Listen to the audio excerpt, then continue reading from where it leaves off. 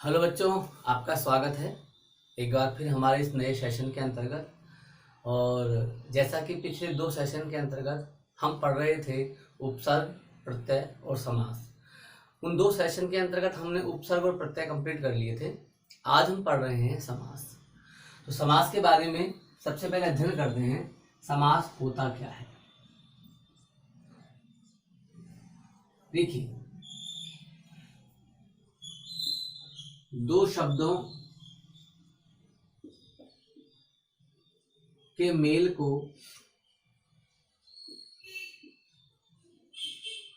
समास कहते हैं।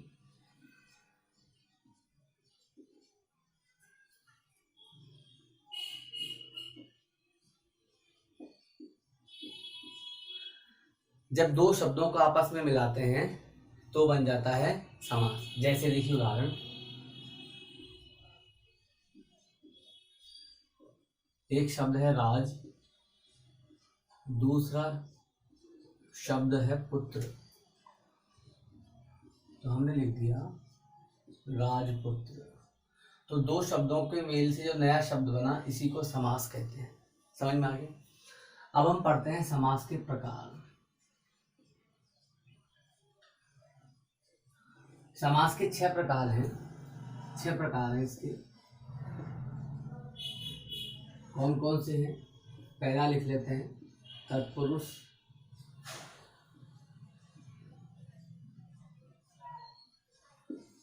दूसरा द्वंद्व, तीसरा द्विगु, चौथा अव्ययी, पांचवा कर्मधारय और छठा है बहुव्रीहि। तो ये आपके 6 प्रकार के समास हैं। तो सबसे पहले चलिए अध्ययन करते हैं तत्पुरुष समास का।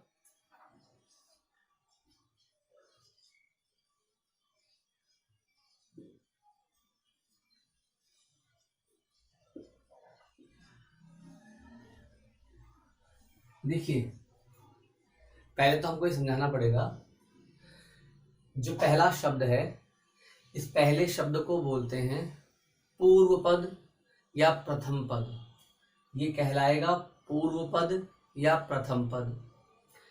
पुत्र, ये जो दूसरा शब्द है, ये कहलाता है द्वितीय पद या उत्तर पद। ये कहलाता है द्वितीय पद या उत्तर पद। इन दोनों के योग से जो शब्द बनता है, ये शब्द कहलाता है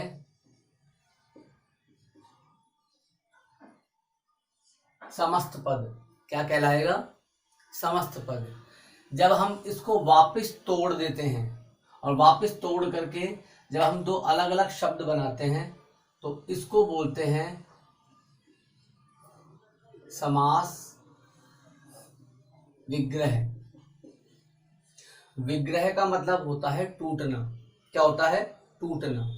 जो जब हमने इस मूल शब्द को दो भागों में डिवाइड किया, दो भागों में बांट दिया, तब तो हो गया समास विग्रह। जब इस समास विग्रह के दो शब्दों को मिला दिया, तब वो बन गया समस्त पद। तो ये बातें आपको यहाँ समझाना जरूरी था। अब हम पढ़ रहे हैं तत्पुरुष समास। देखिए, अब हम बात करते हैं, बहुत ऐसे ही लिखेंगे हम, प्रथम पद प्लस द्वितीय पद बराबर समस्त पद। इसी से समझिए आप, प्रथम पद का मतलब हो गया पहला शब्द, द्वितीय पद का मतलब हो गया दूसरा शब्द। यानी कि जिसका प्रथम पद क्या हो? गौण। अब गौण का मतलब क्या होता है? नॉट इम्पोर्टेंट, जो महत्वपूर्ण नहीं होता। नॉट इम्पोर्टेंट, जो महत्वपूर्ण नहीं होता। दूसरा पद है द्वितीय पद, वो होता है प्रधान। प्रधान का मतलब हो गया इम्पोर्टेंट, जो महत्वपूर्ण है। ठीक है, यानी कि दोनों पदों में, ये पहला पद हो गया, ये दूसरा पद। दूसरा पद इंपॉर्टेंट होता है, पहला पद इंपॉर्टेंट नहीं होता। पहली बात समझ में आ गई। दूसरा, इनके बीच में, इन दोनों के बीच के अंदर विभक्ति चिन्हों का लोप होता है। किसका लोप होता है? विभक्ति चिन्ह। अब सभी विभक्ति चिन्ह क्या होते हैं? विभक्ति चिन्ह होते हैं कर्ता ने कर्म को कर्ण से संप्रदान के लिए अपादान से अलग संबंध काके की अधिकरण में पेपर संबोधन हे ओ अरे। कहने का मतलब है ये कारक जो हमारे होते हैं, आकारक 8 प्रकार के होते हैं, आपने पिछली कक्षा में पढ़ा होगा। उनके अंदर जो लगने वाले शब्द हैं, ने, को, से, के लिए, से, अलग, का, के, की, में, पेपर, हे, अरे, इनका बीच में, इन दोनों के बीच में विभक्ति चिन्ह इन दोनों के बीच में गायब रहती है। जब हम इसका खोलते हैं, जब हम इसका समस्त पद बनाते हैं, तो समस्त पद बनाते समय वो चीज, वो पद बीच में हमको महसूस होता है कि यार ये पद इसके अंदर छूटा हुआ है। देखिए अब यहाँ पर लिखा हुआ है, ये वाला लेते हैं राजपुत्र, इसी का उदाहरण है। उदाहरण देखिए इसका। प्रथम पद में हमने ले लिया राज, दूसरा पद हमने ले लिया पुत्र, जैसा कि मैंने ऊपर के उदाहरण में दिया था, बन गया राजपुत्र, बन गया ना। अब यहां पर राज से ज्यादा महत्वपूर्ण है उसका पुत्र होना, ठीक है, तो दूसरा पद प्रधान हो गया, इससे बना राजपुत्र। अब इनके बीच में विभक्ति चिन्ह कौन सी गायब थी?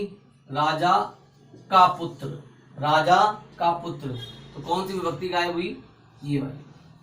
आया समझ में? इस प्रकार से इनमें से कोई विभक्ति बीच में गायब रहती है। अगला एक उदाहरण लेते हैं, शोकमग्न। शोकमग्न,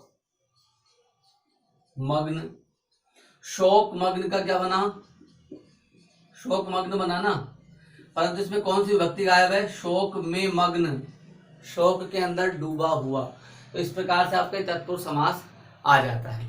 अब तत्पुरुष समास के जो है यहाँ पर 6 भेद दिए गए हैं आपकी पुस्तक में। अब देखिए तत्पुरुष समास का भेद कैसे समझेंगे, बहुत सिंपल तरीका है।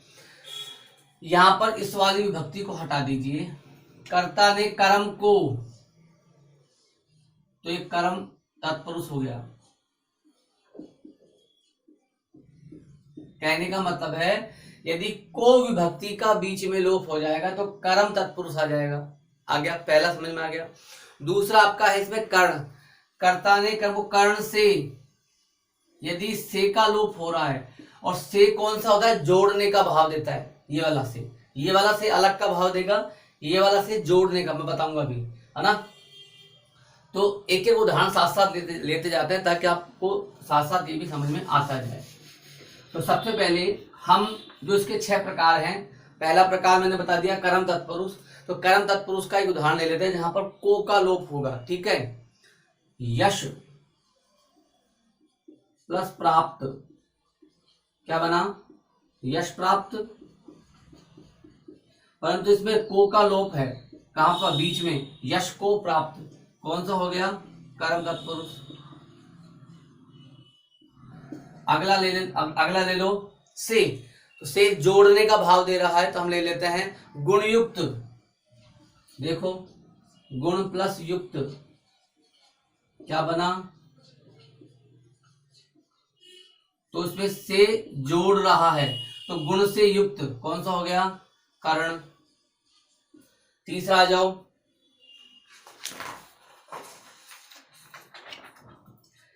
फिर आपका है संप्रदान, कर्ता ने कर्म को कर्ण से संप्रदान के लिए, ये संप्रदान हो गया,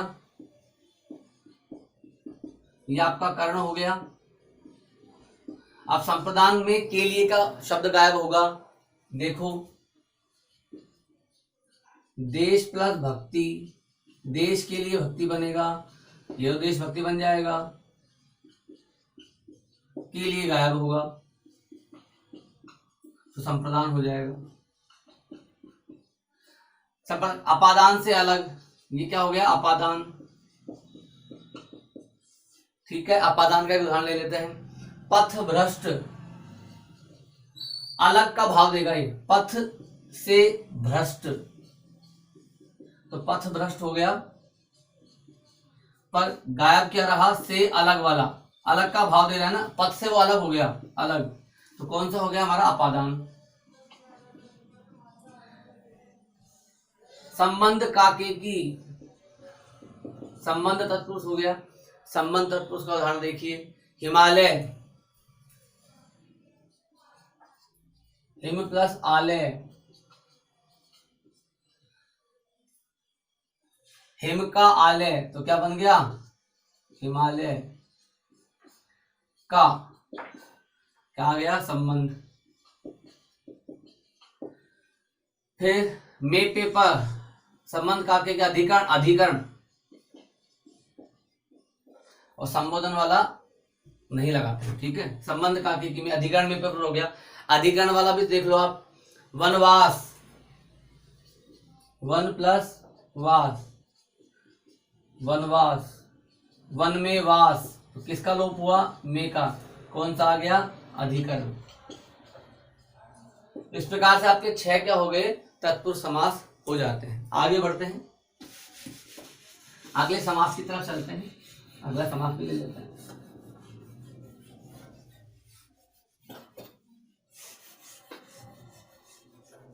पहला प्रकार पढ़ लिया है हमने।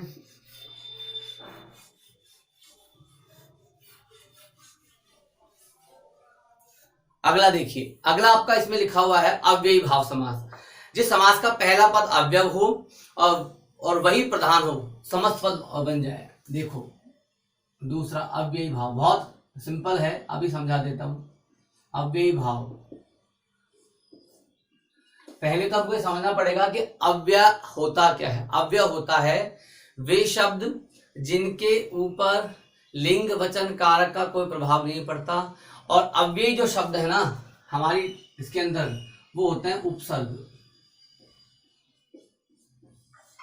तो यहां पर आ जाएगा आपका प्रथम पद प्लस द्वितीय पद प्लस बराबर समस्त पद। तो प्रथम पद होना चाहिए अव्यय, यानी कि उपसर्ग होना चाहिए। लिख लो यहाँ याद रखने के लिए, उपसर्ग होने चाहिए। उपसर्ग मैंने आपको पिछले सेशन में पढ़ाया ही है। उसके बाद दूसरा पद गौण हो, इसकी इंपॉर्टेंट नहीं है, इंपॉर्टेंट भी यही होता है, प्रधान भी यही होता है उपसर्ग। और इससे बनने वाला जो शब्द है वो अव्यय भी बनना चाहिए। क्या बनना चाहिए, अव्यय ही बने, समस्त पद भी अव्यय ही बने। एक उदाहरण समझ लेते हैं, उदाहरण से समझ में आ जाएगा।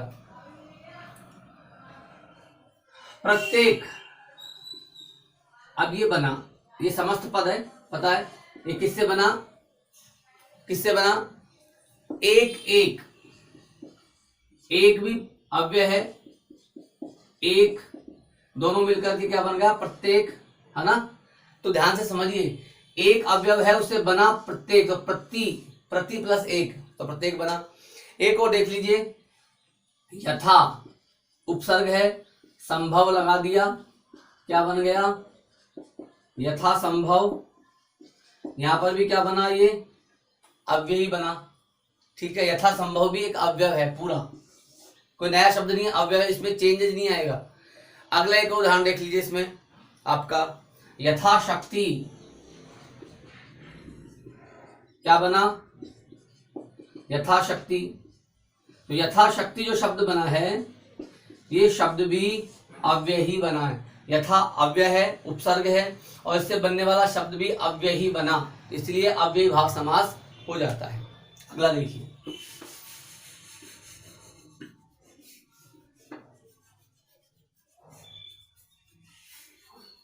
तीसरा आपकी पुस्तक में लिखा हुआ है द्वंद्व समास।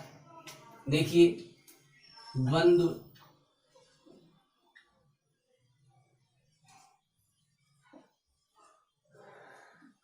द्वंद्व समास। द्वंद्व समास के अंतर्गत पहला पद और दूसरा पद दोनों ही प्रधान होते हैं। ये भी इंपॉर्टेंट होता है, ये भी इंपॉर्टेंट होता है और बीच में, दोनों के बीच में और शब्द का लोप होता है। लोप मतलब गायब। दोनों के बीच में और जो शब्द है वो गायब रहता है। जैसे कि समस्त पद बन गया मूल, जैसे कि माता प्लस पिता क्या बना, माता पिता। तो पिता भी महत्वपूर्ण, माता भी महत्वपूर्ण, बीच में किसका लोप है, और का, माता और पिता। राम प्लस श्याम क्या बना, राम श्याम। गायब क्या है, और, राम और श्याम। इस प्रकार से हमारा एक द्वंद्व समास भी हो जाता है। अगला बढ़िए।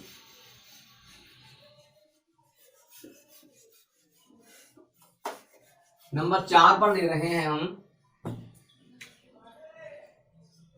बहुब्रीहि ले लेते हैं। चलो, बहुब्रीहि समास।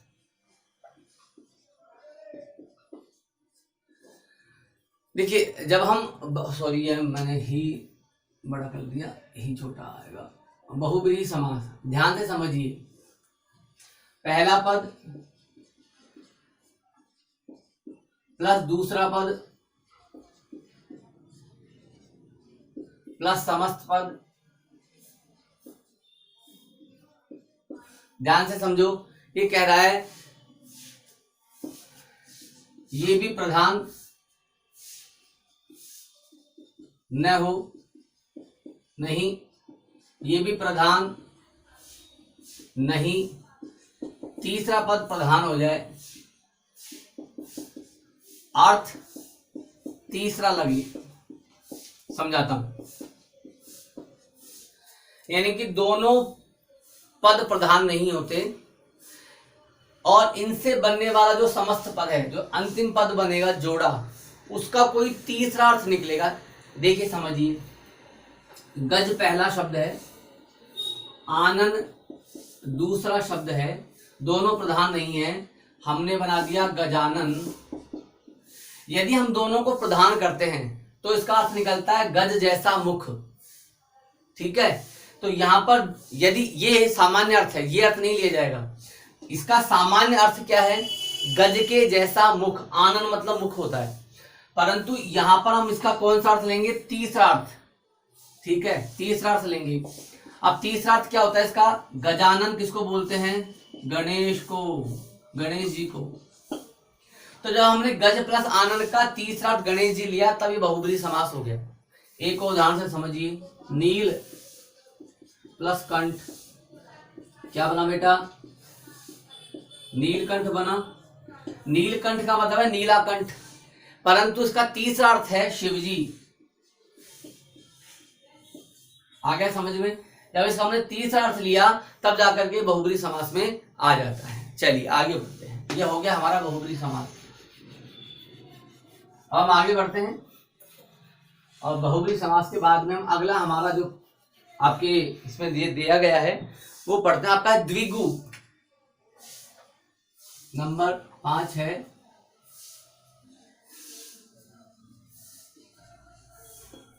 द्विगु समास,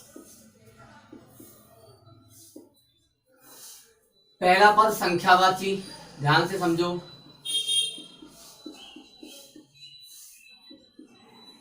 पहला पद इसका संख्यावाची ही होगा और दूसरा पद होगा प्रधान।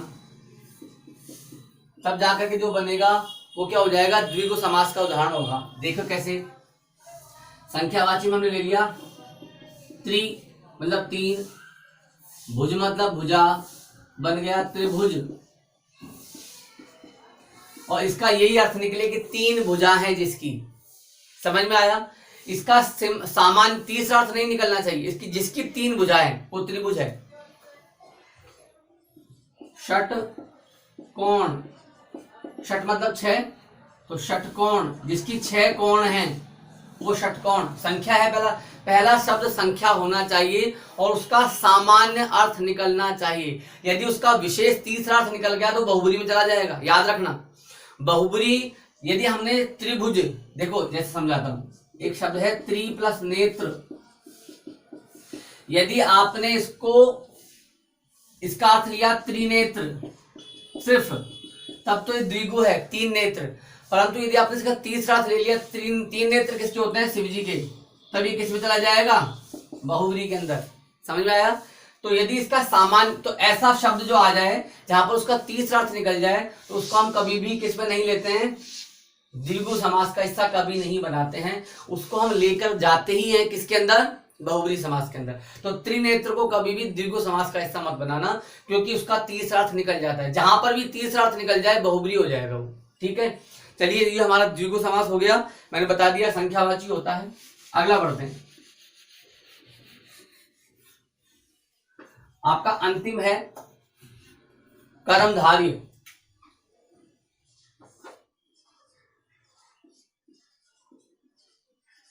कर्मधारय में क्या होता है? पहला पद उपमेय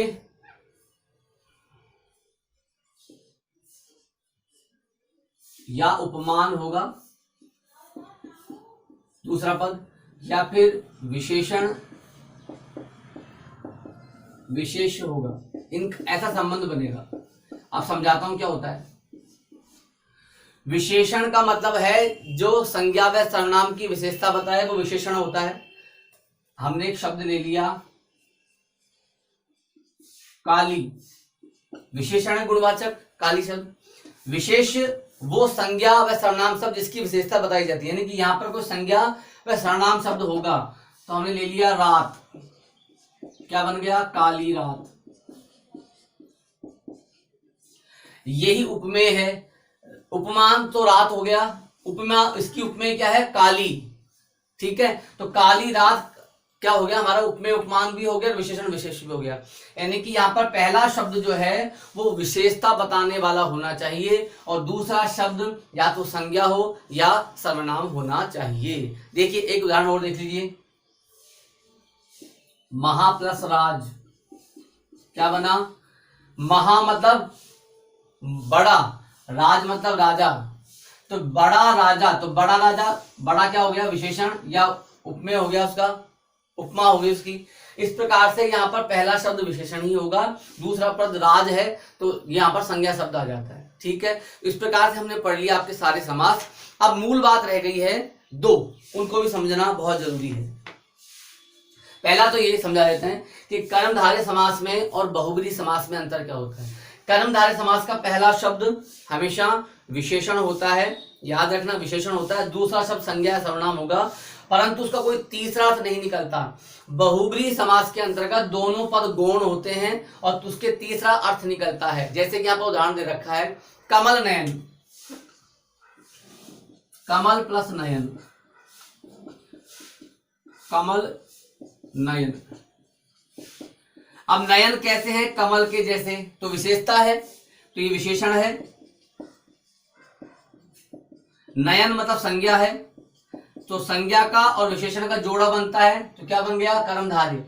परंतु यदि हमने इसका सामान्य अर्थ लिया, जब तक तो ये कर्मधारय है, हमने इसका तीसरा अर्थ ले लिया, वो ले लिया हमने कमल नयन को भगवान विष्णु को बोलते हैं, तो यदि आपने इसका तीसरा अर्थ विष्णु ले लिया तो बहुब्री में चला जाएगा। ऐसे शब्द हमेशा बहुब्री में ही जाने चाहिए, कर्मधारय का हिस्सा नहीं होना चाहिए। ठीक है, क्योंकि बहुब्री हमेशा तीसरे अर्थ के साथ ही आता है। ये अंतर समझ में आ गया। और द्विगु के साथ मैंने अंतर समझा दिया कि द्विगु के अंतर्गत त्रिनेत्र समझाया था कि द्विगु के अंदर पहला शब्द संख्यावाची होता है, परंतु उसका समस्त पद जो बनता है उसका तीसरा अर्थ न लेकर के हम सामान्य अर्थ ही लेते हैं। तो चलिए, इस सेशन में हमने आपको समास पढ़ाए, अगले सेशन के अंतर्गत आपको हम पढ़ाएंगे इसका प्रश्न उत्तर। धन्यवाद, तब तक के लिए।